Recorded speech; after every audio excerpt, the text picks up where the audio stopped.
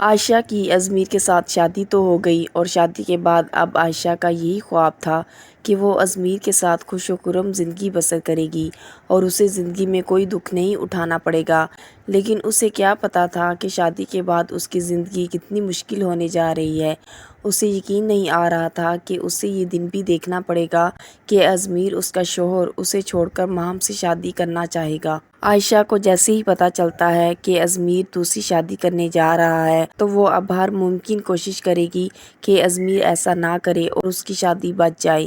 Izmir جو کہ اب عائشہ کو اچھا نہیں سمجھتا اور ماہم کے آگے پیچھے پھرتا ہے، یہاں تک کہ اس نے ماہم کو شادی کرنے کے لیے پرپوز بھی کر دیا ہے۔ اب نوشین بیگم جو کہ ماہم سے کہہ چکی ہے کہ تم میرے بیٹے سے شادی کر لو اور تمہاری ازمیر سے شادی ہونے تک عائشہ اس گھر میں نہیں رہے گی، یعنی ازمیر اسے طلاق دے دے گا۔ تم اس چیز کی فکر مت کرو۔ اب نوشین بیگم اس سلسلے میں بات کرنے کے لیے ازمیر کے پاس جاتی ہے اور اسے سمجھاتی ہے کہ اگر تم ماہم سے شادی کے خواہش مند ہو تو اس سے پہلے تمہیں ایک کام کرنا ہوگا۔ اب ازمیر حیرت سے پوچھے گا کہ وہ کیا؟ تو نوشین بیگم کہے گی کہ تمہیں ماہم سے شادی کرنے سے پہلے عائشہ کو طلاق دینی ہوگی اور اسے اس گھر سے نکالنا ہوگا، اور ماں بھی تو تم سے شادی تب ہی کرے گی جب تم یہ کام کر لو، کیونکہ اس نے یہ بات خود مجھ سے کہی ہے اور اس کا یہ فیصلہ تو بالکل درست ہے۔ تمہیں عائشہ کو ہر صورت طلاق دینی ہوگی، کیونکہ کوئی بھی عورت نہیں چاہے گی کہ وہ سوتن برداشت کرے۔ نوشین جب یہ سب باتیں ازمیر سے کہہ رہی ہوتی ہے تو اسی دوران عائشہ یہ سب باتیں سن لیتی ہے۔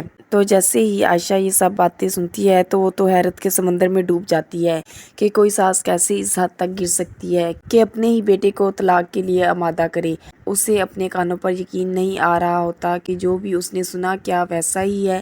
وہ سوچتی ہے کہ قسمت اس کے ساتھ کیسا کھیل کھیلنے جا رہی ہے۔ اس کے تو سر سے چھت چھن جائے گی اور اس کا ہسبینڈ اسے کیسے بے سہارا اور بے آسرا چھوڑ سکتا ہے، وہ تو بے یار و مددگار ہو جائے گی۔ عائشہ خود کو بہت لاچار اور بے بس محسوس کر رہی ہوتی ہے اور اس کی آنکھوں سے آنسو جاری ہوتے ہیں۔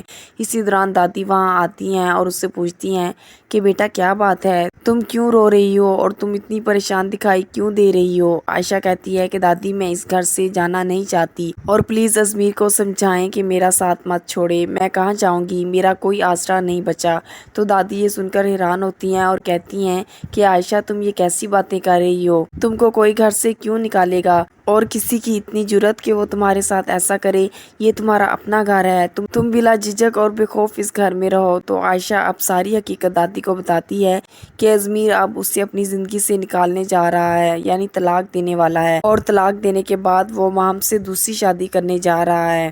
تو دادی بہت حیران ہوتی ہے کہ ازمیر ایسا کیسے کر سکتا ہے۔ وہ حیران و پریشان ازمیر کے پاس جاتی ہیں اور اس سے پوچھتی ہیں کہ جو کچھ عائشہ نے مجھے بتایا کیا وہ درست ہے، اور تم مجھے یہ بتاؤ کہ تمہاری تربیت میں کوئی کمی رہ گئی تھی کیا، جو تم اپنے فیصلے خود کرتے پھر رہے ہو، اور کسی لڑکی کا سہارا بن کے اب تم اسے اکیلا کیسے چھوڑ سکتے ہو اور اسے چھوڑ کر اس کی زندگی کیسے برباد کر سکتے ہو؟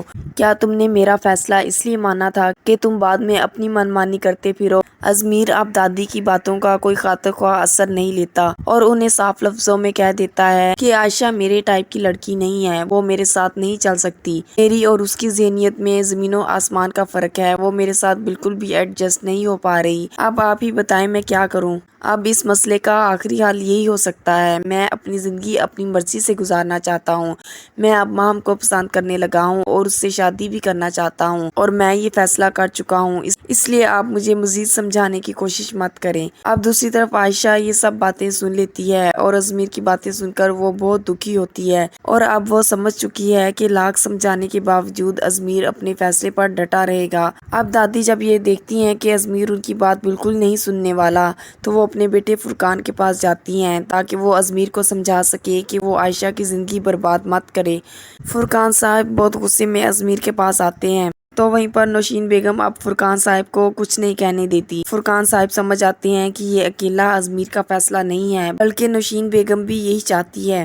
فرقان صاحب کہتے ہیں کہ میں عائشہ کی زندگی یوں برباد نہیں ہونے دوں گا۔ تو نوشین بیگم کہتی ہے کہ میرا بیٹا عائشہ کے ساتھ خوش نہیں ہے، وہ بھلا اپنی زندگی یوں کیسے گزار دے؟ وہ مام کو پسند کرنے لگا ہے اور اس کے ساتھ اپنی زندگی گزارنا چاہتا ہے۔ اب آپ کو بھی اس فیصلے کو قبول کر لینا چاہیے۔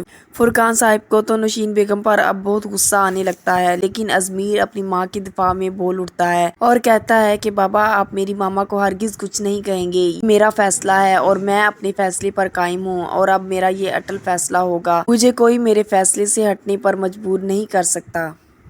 کامنٹ سیکشن میں اپنے خیالات کا اظہار ضرور کیجیے گا۔ مزید ویڈیوز کے لیے چینل کو سبسکرائب اور بیل آئیکن کو پریس کرنا مت بھولیے۔ شکریہ۔